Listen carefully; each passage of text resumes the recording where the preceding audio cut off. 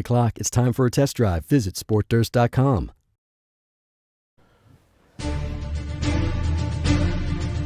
It's not about being a Republican or a Democrat. It's who's going to do the job and who's going to do it better. The polls are closed, and the people of Tar Heel State have made their voices heard. We will make America great again.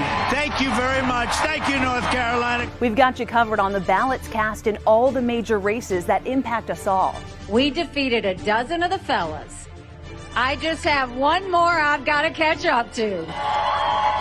To the congressional races, where many districts will see a new party representing them after the elections. I'm the only Democratic Attorney General in the country who represents a state that President Trump won twice. We'll bring you all the results live all night as they come in. But of course, we'll have some help with a team of reporters keeping you informed from the mountains to the coast. All that on our comprehensive coverage this Super Tuesday. This is Decision 2024. Our coverage of the North Carolina primaries starts right now.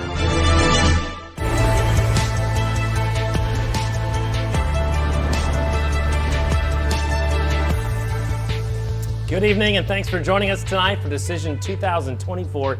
Here on Spectrum News 1, I'm Tim Boyd. And I'm Brittany McDonald. A pivotal night of elections for our state and really our nation. Take a look at this map. North Carolina, not the only state casting ballots tonight. There are 15 in one territory who are voting in what's known as Super Tuesday. That's right, and North Carolina is one of them.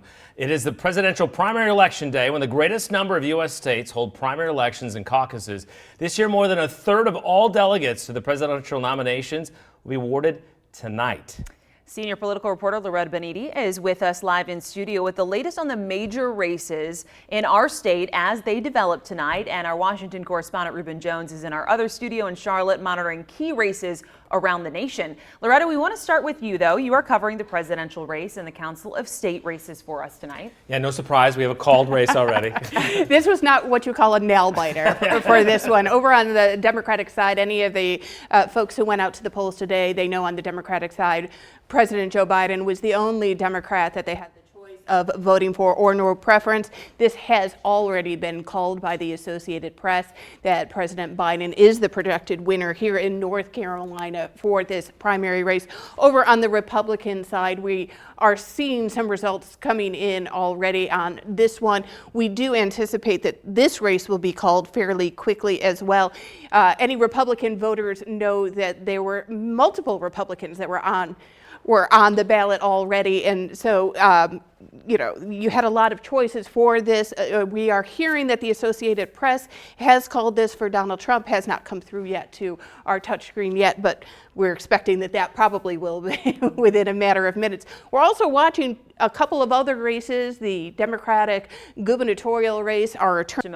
A lot of big topics surrounding their campaigns as well. But first, we want to take a live look from the polls tonight. Yeah, exactly. Our Patrick Thomas has been tracking this all evening for us. Patrick, so coverage continues tonight with a pair of reporters following these governor hopefuls. Sarah Rudlang and Mary Helen Jones are at the election night parties tonight. So Jones joining us now with the latest on that. So Ruben, tell us more. Brittany, Tim, Loretta, great to be with you this Super Tuesday night. And Attorney General's race expected to be, as we mentioned, one of the most watched races in the country come November. No question about that. Our team coverage continues with our Jordan Kudish and Nick Buffo. They're covering some hot button issues with candidates who could face off in the state's Attorney General race in November.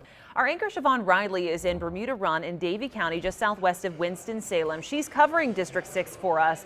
2024 election coverage with Evan Seary. And Evan, I imagine it's a little bit of nervous, anxious moments there right now.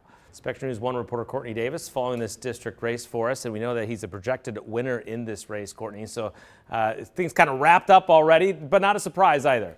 Here's Mark Robinson taking the stage. Let's hear what he has to say. The projected winner of the Republican primary for governor.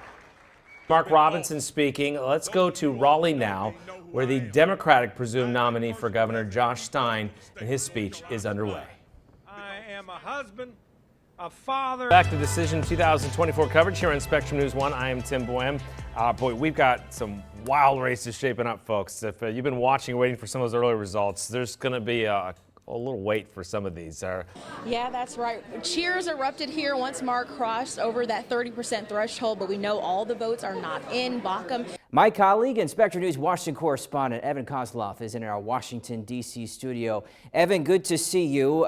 What are you seeing online? Seeing a lot of these candidates already looking to the next step in November, Brittany. We showed you Josh Stein's fundraising tweet not long after he won.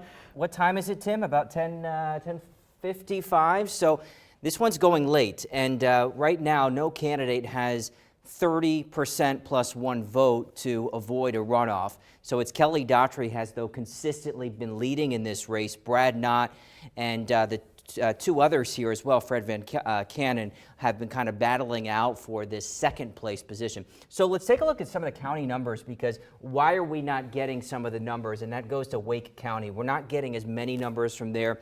As you can see, Brad Knott, though, is leading in Wake County. Kelly Daughtry falls to third. Where we are seeing a lot of numbers is in Johnston County, and that's where Kelly Daughtry is performing really well, more than 9,000 votes to Barber, who has about 27%. You look at some of the numbers, for example, in North Carolina, she brought in some 22.4%. Virginia, another leaning blue state, but has been a swing state in the past, there, some 34.7%. And then in Vermont, she actually won the state with some 49.7%.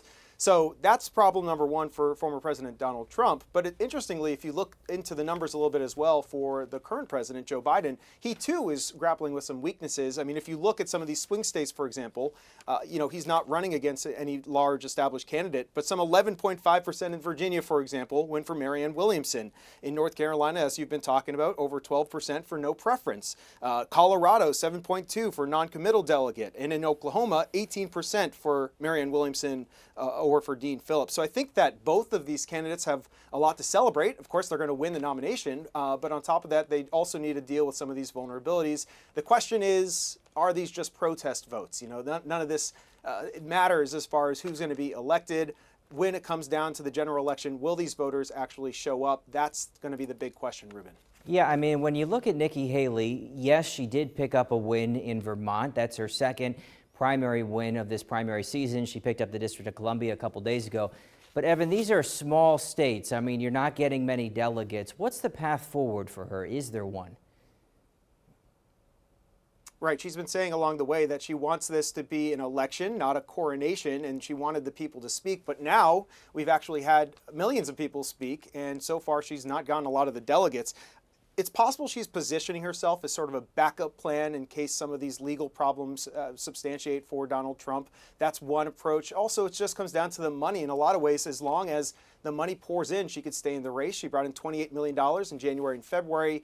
The question is, will that money dry up? Now that she has lost big time on Super Tuesday, she lost her home state of South Carolina. So I think it might come down to money, Ruben. You got to have the money to stay in. Evan Kozloff, good to see you, sir, and we'll see you soon.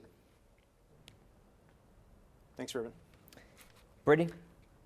All right, guys, thanks so much for that. And we want to check back in with our anchor, Rob Wu, to take a look at social media as the night is starting to wind down, even though a lot of these races still haven't really been called. But what are you seeing online? Seeing a lot of these candidates already looking to the next step in November, Brittany. We showed you Josh Stein's fundraising tweet not long after he won. Mark Robinson also firing one off within the last hour or so. He tweets, or his campaign tweets, "I am officially the GOP nominee for governor of North Carolina, but our work isn't done yet. It's just getting started. It is full steam ahead to Election Day in November. I'd be honored to earn your support today." Want to share a tweet from the other side, the North. Jones, Loretta Beniti, thank you very much. We'll be back. You can keep track of the latest polls right there at the bottom of your screen in the meantime, or online at SpectrumNews.com. It's updating live throughout the night. And of course, got the Spectrum app. Download it right now if you haven't. Decision 2024 on Spectrum News 1 continues ahead right after this short break.